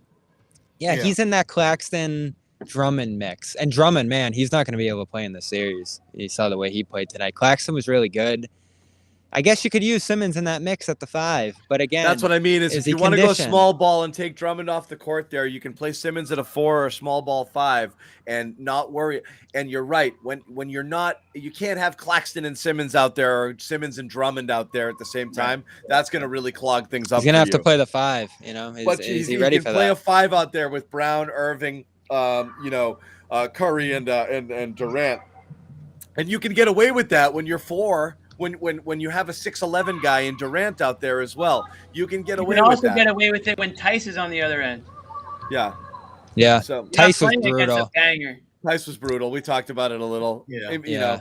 It's a Grant series. You say it's a Grant series, but Sherrod wasn't too happy with Grant either. Really, Sherrod? I thought he was awesome on Durant. I thought he was awful. I thought his defense played. I thought he played well. I thought he played well on defense. Fine. I mean, offensively he wasn't hitting shots, and that's good. It's gonna make or break him. But I don't think Tice. Like I said, Bobby. In that second half, how many possessions? I was worried about Tice too. How many possessions in a row did they did they target Tice on a switch? Every time down the court. And that's what got Kyrie going, wasn't it? Yep. It was Durant or Kyrie getting Tice on a switch, on the high pick and roll, and then just going to work, one after the other. And Tice knew, and when they were taking him to the basket, he knew like anything I do here is going to result in a foul. So he wasn't even really playing them aggressively. He was just kind of laying back and trying to stay around them. But they could get anything they wanted there off of that. That was, You weren't high on Grant, Sherrod? No, I wasn't. I wasn't high on him because I thought, again, their best defense on Kevin Durant was help defense. So Grant was – I will say this. Grant did a good job of funneling him to where the help was. I'll give him that. Yeah. I'll give him that. But he has to be able to impact the game at both ends of the floor. And by impact, I'm not saying he needs to go out there and get you 20 and 10. But if you've got an open shot, you need to make that. If you are passing the ball to a teammate, that pass needs to get there without being deflected. You have to make your presence felt so that defense can respect you. But more important, free up a little more space for Tatum and Brown to do what they do. And I thought Grant did not do a good enough job in that area. His defense, I just didn't think was that good. I didn't. I thought he got great help from guys around him. I really do. Yeah, I mean, it was a team effort. That's what they talked about in Durant there. But I thought he fit well in it, and he was at that spot a lot. He was getting the hands up. They were getting a lot of quality contests on Durant, more than you could ever imagine. Like, it was a sensation. Whether it was him or the team or, whoever gets credit there, we'll go back and look at the film. But you're trying to switch to sensational there? It wasn't phenomenal. Yeah. Smart. just a tick below. Wasn't quite there. I saw you try to sneak into sensational. Smart rose to phenomenal in this game, but everyone else they got stuff to work on. I thought Al was phenomenal. Ooh, he was. And I did write about Al for Boston Sports Journal. Just sort of a look at his path here, coming back to Boston, getting ready for this moment. I mean, this is his first playoff game in NBA arena since 2019 with the Celtics. So he was pumped up. You saw him flexing for the crowd after an early bucket inside. You saw him stepping right into a three in the early moments. And our commenters were on it. In that raw video we posted, John, who was in the front? Al just splashing threes at practice the other day, one after another. And that's how his shot looked in this game. It looks great. He closed the year shooting 44% from three. Yeah. Rebounding, he's been terrific. And just the switching, he's always there. Aggressive, banging mismatches in the post. Like, he did everything they needed, and he played 40 minutes. We have to I don't want to dwell on it. We have to get Rob back as quickly as possible. I know Bobby, you don't want to dwell on it. I know, Bobby, you have a lot of faith, and generally speaking, you think Daniel Theis. I'm worried about Theis. I'm with you. The more Daniel Theis games that you have, the more vulnerable you are here. And all three of your guys pick up 2 fouls in that first, and you go, uh-oh, where are you going to go from here? But hopefully that doesn't happen again. That really threw the game off for both teams early, I thought, all that foul trouble. And the Nets were lucky it evened out because they were fouling like crazy early, and then the Celtics got it bad at the end of the first. And luckily, Al, I think, only ended with 3 fouls after the 2 in the first. Again, you're right, John. I don't love Theis in this series. It's those heavy minutes, man. I like Theis as an absolute Band-Aid stopgap for a game. It's just, if they got to go 4, 5, 6, 7 games here, but he's going to be exposed. You're gonna have to survive it. It's a problem. It's a real problem. It is. Before we get out of here, we do have to talk about, I don't know if you guys already did, the Kyrie nonsense. Oh, we always have to go there. We talked about it here. One, it's like, in the sense of, he's talking about wanting a freaking tribute video, and then the first time somebody says something mean to him, he acts like a 5th grader, and he's like, whatever, here's the finger, I know you are, but what am I? So, like, I don't understand this guy, but what we were asking Bobby was... He threw multiple fingers. He's going to leave this game with 3 different fines. Twitter is nothing but Kyrie giving people the finger right now. There's like 100 different clips, but what we asked Bobby is, do you think Kyrie allowed it to get to him on that last possession? He said, I'm burying these guys on my own, and allowed himself to get swallowed up by a double and get it late in the clock there and not able to get a great look. For sure. And that's who he is, right? Like, he's got to impact the game with his scoring. He's a decent passer, but he's going to line you up, and that's the only way he's going to be able to impact the game on that end. You try to force him to pass out of those. He had a few good passing sequences in that second half, but he was essentially lining them up and just firing away. And you were able to get a good defensive stand on him on that last play. Lots of scrambling. Lots of credit goes to the Celtics on that in terms of just being there and, being on a string. I was really impressed with the defense as a whole here, but that's what it felt like, right? Like, he just started attacking head on. And part of it, I think, was the pressure we talked about on Durant. I wouldn't be stunned if the Nets said, all right, let's start to gear this toward Kyrie, just because of all the guys that are in Durant's airspace and how well the Celtics were prepared for him. Didn't feel like the Celtics were as sharp on Irving throughout much of the game. So I think that was more of a flow of the game thing than Irving saying F off. But again, like, he's going to... I hate to get caught up in the back and forth with Kyrie here, but he's going to say, I'm done with these fans. Let's put this behind us. And then it's middle finger city and whatever he said in the tunnel there. I didn't even hear that. Yeah. Then he's going to probably be like, hey, dude, by the way, don't write about what I did with the finger there. That's fake news. And this is just going to urge the fans on. Everyone's going to see this. It's going to be great. I mean, Jimmy, if he did what he did in the fourth, they won, and there were no fingers or anything else, that could have put an end to it. All right, we're berating this guy, and he's killing us. Yeah. Maybe we should cheer him, and he won't go as crazy against us. But you're going back and forth, tit for tat. It's going to keep going. He's had some unbelievable performances against the Celtics. I want to say this, though. I retweeted the videos that popped up. I retweeted the 2 finger. There are a couple different angles of the fingers during the game. You got the over the head double. That was unreal. 2 different angles. So he's actually I haven't seen the over the head one. And then that one's great. And then the S my D comment in the tunnel. That's another. That was a throwback. I'll say this. I'm trying to think of another player that's sort of become unhinged like that during a game, and I can't even really think. It's embarrassing behavior. Smart really gave the guard fans a finger coming once. From a guy who acts like he's better than literally everybody else. That's why so many people are turned off from him. It's like, dude, you talk down to people, you belittle people, you think you're literally better than everybody else.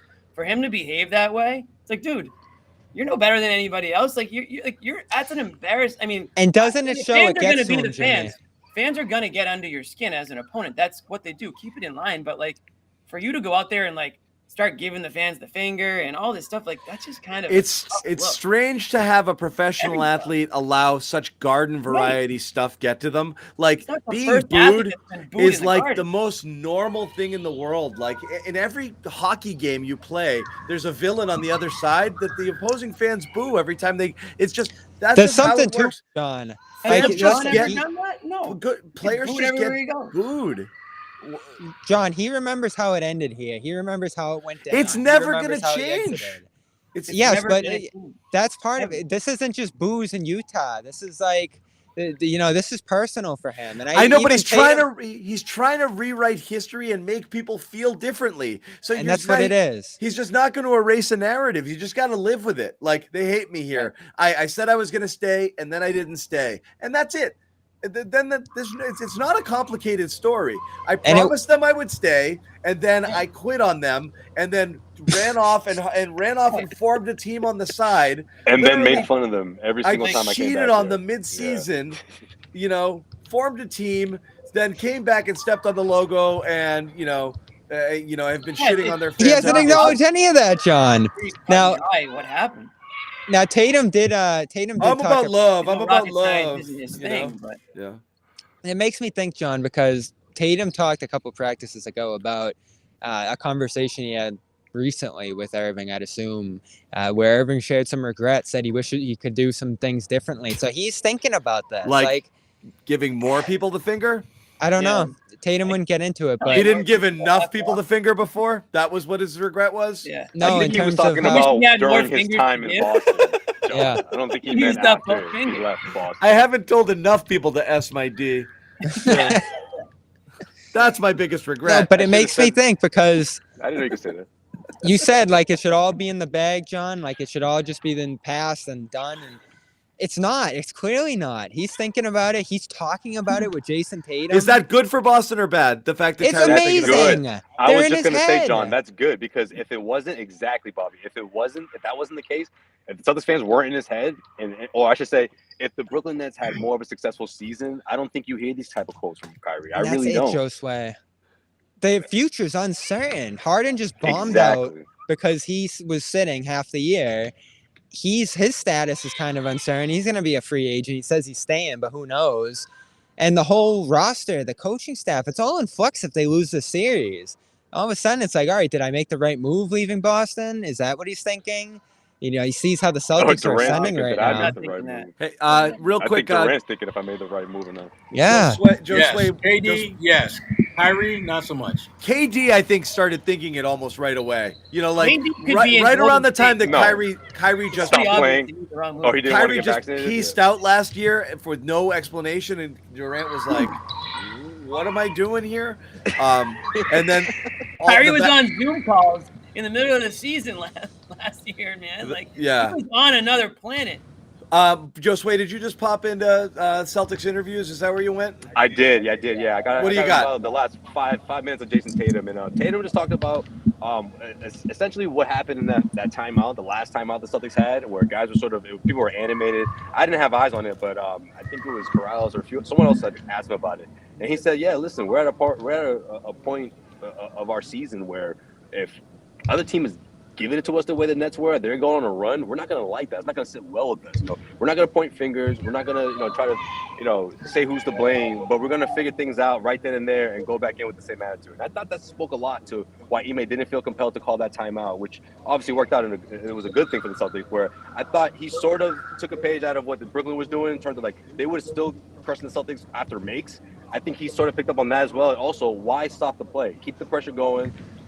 Honestly, at the end of the day, it's about trust. He really showed that he trusts. I said that, Josue. Yeah. And I think in the timeout, he heard enough. He's like, you know what? I'm comfortable with this.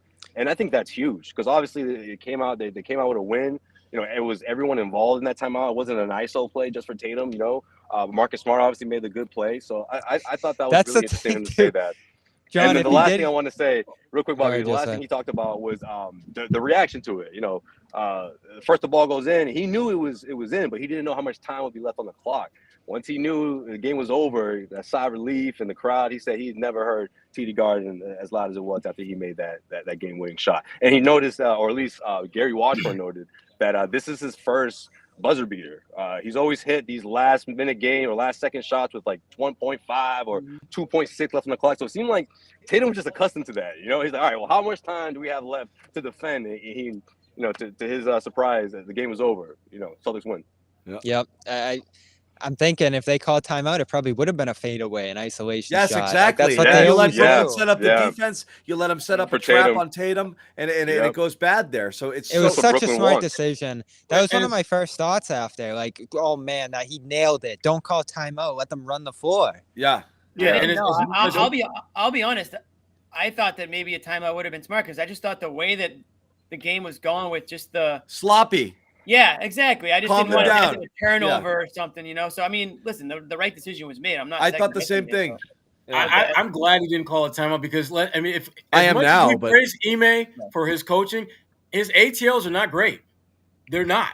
I mean, let's just be at real the end about of the game. Mm-hmm. Yeah, and so I felt they would have had a better chance in a chaotic, open, where you're playing a bad team defensively to get something to score. But think about it. You might get personnel out there. Kyrie comes off the floor. Yeah. It's totally different. That's right. There are too many things that you're giving them an opportunity to not just set up, to get the right personnel out there completely. You know, look at what happened at the end of the day. You had Dragic. And you had Irving. And in fact, when Durant fell asleep and Claxton went for the up fake over there. That's what I was going to say. I don't think that happens. There's the two people left in the paint are Dragic and Irving. That's all that's left there. Because that's what you want. It was a brilliant play. Neither of those guys is on the floor if they call a timeout and set up. So that was a huge difference of just personnel alone, what they got left with out there. Made a big difference. There's it was nobody absolutely there. brilliant. Can I say this too? Because like this goes back to people blasting Ime early in the year. And call a timeout, stop these runs, call a play. This is what he was setting them up for. Being able to sustain on their own, make it happen in a playoff environment where it's not, you know, micromanaging from the sideline. Those teams that micromanage don't do well in the playoffs. You got to be unpredictable. You got to be able to come up with something like this on the fly. And the fact that this team did, who was just completely incapable of handling themselves in fourth quarters, not only early in the year, but leading up to this game, they went 7-8 in the new year. It's such a step. I mean, could you imagine this team in January just freestyling a play like that? The Brown drive, the Smart up fake and second level, Tatum cutting after. This team couldn't even do a single cut in December. Like we were like, can anyone cut? Can anyone, like anybody? Is this something these guys do? And no off-ball movement. And in fact, they suffered from not having enough of it tonight, Bobby. Again, that's the irony of the entire way that the game ended. To have played such a horrible fourth quarter in terms of an execution standpoint, offensively, and then to pull off what they did there late in the game without the benefit of a timeout with such poise and composure, it's just not what you would have expected given the way things had gone, right up until that moment. It's amazing because it was just headed the wrong way. And it felt like you're headed for a Tatum misses a contested 20-footer with three guys on him sort of ending. And it didn't. It's just, it really is in that sense, the fact that they were able to get that shot, under those circumstances was so shocking and so, kind of uplifting if you're a Celtics fan, because, that's not how I thought that thing was going to go down, in terms of, it's really incredible. Not that just they couldn't have won the game. I just the manner in which they won was just unbelievable. So, all right, we've been going a bit. Shots so fired. We will wrap up a little bit. I want to let people know. Join our Discord server. People have been on it all game long. We're trying to get to 1,000. We should be there already. So let's go. CLNSmedia.com/Discord. Hang out there. For those people not, in the know with what this is, it's a chat room. Place to go hang out, talk Celtics. Really good community of people in there. Tons of people who watch the show on a regular basis. All of us at one point or another go in there and hang out. Jimmy, Josue, I might do that Sherrod. tonight. So we do that. Do it. I'll do it on my Uber. Yes, absolutely. And one more shout out, if I can find it, to our lovely sponsor. Calm.com. Calm.com. Calm. It's the Calm app, guys. You go to the Calm app. You can put the code in on the app as well. You don't have to go to a website or anything like that. There it is. But it's calm.com/Guardian. Receive 40% off a Calm premium subscription. Okay, last thought once around very quickly. Jimmy, start with you. Based off of everything we saw tonight, are you more confident in not in the series or less confident than you were before the game began? I'm more confident. I didn't know listen, I picked Celtics in 7, so obviously that could be Nets, and it comes down to the final game. I still think it's going to be a battle. This game proved that it is going to be a battle, even though the Celtics did take a fairly large lead. You can't count the Nets out. They're just too talented at the top. They can score too quickly, and you always have to be careful if you're the Celtics. That said, I loved what I saw from the starters today. From Tatum on down to Al. Tice, I'll leave him out for this one, but those guys that was the playoff performance that you could tell that these guys were up for. And I like the heart. I like the energy. I like the fight. I love the fact that they closed it out. I think if they lost this game, they would lose the series. I just think it would have been too much of a demoralizing loss. So that's my main takeaway. And my second takeaway is Kyrie Irving needs to toughen up a little bit. That's what I'll say about that. Okay. What do you guys think? Game 2, 3 days away. Are you more confident rest of the series going forward after tonight, or has it shaken your confidence a little bit, Sherrod? Same. I mean, I've been pretty consistent that I think Took Boston is just a better team, and this thing is going to go 5 or 6 games. There's nothing I saw in this game that makes me feel differently. Boston did exactly what they're supposed to do, and that's find a way to win. And Brooklyn, I thought, did what they were supposed to do, and that's give themselves as good a chance as you can give yourself to steal one. And they did that, and it just didn't work out. Boston made the plays, both ends of the floor, down the stretch when it mattered the most, and came with that dub. All right, Bobby, you wanted the Nets. Yeah, for this, it's fun. It's fun, but in terms of all this stuff. In terms of the win. No, and the style in which you can play against them offensively, I think, bodes well. Like, there's just too many lapses on Brooklyn's end. You're going to get downhill again. You're going to get fouled a ton. I thought you were right, John, that they should have taken a better advantage of that. But overall, I was pleasantly surprised with the defense they played. They're still capable of rotating, switching, holding it down, isolation. Tatum had so many moments in this game, ripping the ball from Brown, blocking Tatum and Irving in the fourth. He was outstanding. A lot of guys are capable defending one-on-one in this series. You're going to have to ride those waves of the Irving stretches, as Sherrod mentioned earlier. But you have what it takes to win this series, Rob or not. And they should. You're going to execute better offensively in coming games, I'd imagine. I think you can still sustain this level of defensive play, and there's layers on top of what they've already done that I think Ime has to throw out there if they need to. So I feel great about this. You're taking on the whole first half, the defense, the closing stretch, and that third quarter where they blew it up. It was a lot of great stuff tonight. I do think, John, you get a hat tip for the reemergence of the Celtics there in the fourth, the old Celtics. It feels like that's always going to kind of be part of it. I don't want that, but I don't want credit. It's just like I said, I just didn't expect it. I didn't expect to see that. I can't unsee it. I can't move past it. And I hate that it's there. I hate the numbers bear it out. They have serious fourth quarter challenges. They do, but again, it's like I said, the Rob knocks them down just a peg, kind of brings them back to the pack because they were playing so much better than everybody else. And then in close games in the playoffs, it's that thing. It's like, so I do believe everyone whose argument is the Celtics have been great. Shut up. What have you been watching? Absolutely, they've been great. But I think they're in a prove it sort of mode again, entering the playoffs shorthanded right now. They got to show us that they can do it, that they can play in these competitive games, that they can. So big check mark. I mean, both big demerit for collapsing in the fourth quarter, but a big check mark for pulling it together late. It would be panic mode on here. But everyone would be freaking out because everything about it went the way you were worried, and like they did fulfill a lot of your worst, fears about it. So you hope that they kind of put it in the rear view mirror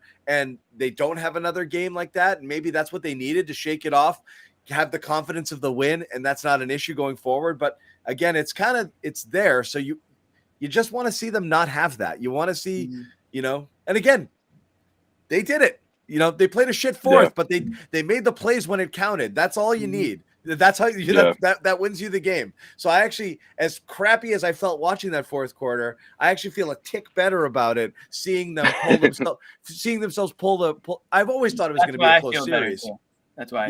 But a tick better just seeing them keep it together and play with such composure late there and make the plays necessary to win and watch the other guys screw up. And again, I keep pointing to friggin' Durant standing there at the free throw line. I can't imagine what the narrative would have been if Tatum fell asleep and Durant just backdoored him, or Brown. People would be losing their minds. That's a horrible mistake, there. So Brooklyn puked all over itself. Late in that game with a bad position. Exactly. And that's why you love exactly the stuff you would go bananas if the Celtics did it. A bad dribble, ISO possession by Kyrie the play before, and then falling asleep on defense and giving up a layup to lose it. Something's very wrong with the Nets, and that's why you want to play that. Would have crippled you if that happened to you on the Celtics. So horrible breakdown by Brooklyn there, and good that the Celtics came up. Josue? It's the same. It's the same. And with that being said, I'm gonna say someone from that bench is gonna have a good game in game two. Maybe it's Grant Williams. Maybe it's Peyton Pritchard. I'm probably gonna go with Grant. I go between Grant and Derek White, but someone needs to come up big for those guys. And I think that's something we can look forward to in game two. If this thing stretches out to 2-0, that's huge because obviously the Celtics, you take care of home court, but Celtics fans, don't forget, Brooklyn next to come out here and grab a win. It's a best of 5 series all over again, and you're heading back to Brooklyn. So this was a huge win for the Celtics. I think the pressure of going into a game two, potentially going down 2-0, would have been enormous for the Celtics team. And maybe they win, but it's just something that they don't want to have right now. And I think when we're talking about, what John was just talking about is mental toughness. I think the Celtics certainly have the edge in the series. It's I wouldn't say it's their series to lose. I wouldn't put it to that extent, but I think the margin of error is thinner than what it looks like, I guess. I think that's what we've learned from game one. And the Celtics, they passed the test. They passed the late fourth quarter, late game execution. What are you going to do against two of the top scorers in there? You're down by 2 possessions, and they passed this one. But it's a series. They're gonna have to continue to do that, continue to win the mind games, I guess. So there's war between them and Brooklyn. It carries over to game two for sure. They have to carry that on into game two and grab that one. Yep. I'm not gonna say it's a must win, but they're all must wins. It's the Brooklyn Nets we're talking about. Yeah, no, absolutely. It's all that stuff is real. This is Kyrie and Durant we're talking about, I guess I should say. Yeah, it is what it is. Couple notes again for those guys out there. Make sure you're following Sherrod's stuff over at fullcourtpress.bulletin.com. All of his NBA coverage over there on fullcourtpress.bulletin.com. I'm sure we'll have something about this game as well. But it's terrific up right now, baby. Oh man, look at you. Go check it out. Terrific written content as always. Yeah. From one of the GOATs. Yeah. Sherrod. Also, A-List podcast. Make sure you check that out. For Sherrod, Gary Washburn, Kwani Lunis, terrific basketball podcast. Kwani's going nuts on Twitter. Dome Theory, Bobby Manning's gig over there. You got to check that out. And of course, if you don't already subscribe, our Celtics specific YouTube channel. A lot of you guys are on our main channel, which is great. Celtics channel as well. All our Celtics content. Josue and Bobby will have some post-game video recaps and a bunch of press conferences are going to be going up. Make sure you subscribe to that. Subscribe to everything. Yeah, Kyrie, give us likes if you can, please. We love it. Yeah. Like these videos, subscribe, recommend it to friends, pass this stuff along. Please like us. We want you to like us. I need to be liked. I very much need that. Yeah, That's please right. like us. And subscribe to Cedric Maxwell Podcast, Causeway Street Podcast. Oh yeah, all of that. Yeah, all that good stuff. It's I all got one for Josue's on all the podcasts. Umbrella. Yeah, Josue's on all of that stuff, and also slide into Josue's DMs as well. Follow him on Twitter. Slide into the DM. If you're a college student, they are very open. College student, you want an internship? We're taking applications right now for the summer. You can even join for the rest of the Celtics playoff run here. info@clnsmedia.com. Send us your resumes if you're a college student and you want to join the team. We're going to head over to Discord. It's college summer. Yeah, we're going to head over to Discord, hang out a little bit. Last shout out. Tomorrow, Marathon Monday in Boston. Oh, that's right. Great day to be in Boston. So good luck to everybody running in the Boston Marathon. Maybe we have a couple of viewers that are running tomorrow. So good luck to you if you are. And I'm just so excited that it's back on Patriots Day. It's going to be a good vibe. It is good stuff. I may be down there stumbling around. Who knows? You just don't know. Anyone who wants to say hi to me, I'll be at the mile 16 marker watching. I think it's safe to say there's some day drinking in Jimmy's future tomorrow. I'm a finish line guy, so you'll see me like hovering around Newbury, Boylston. That's always where I would go. I used to live right there. I used to be at Hereford all the time because the turn was so great. Seeing guys come up, from Hereford to Boylston, and they're like, "Oh, I made it!" The final turn. Yep. Yeah, that's a great spot. Back to watch in my EEI promotion days, I used to be out there. Yeah, now I'm in the burbs. Mile 16. You want to come over and say hi? I'll chat with you. We can talk 16. Celtics. Oh, okay. I might swing by, John. Mile 16. A little bit. Man, this weekend's lit for Boston, man. What a weekend.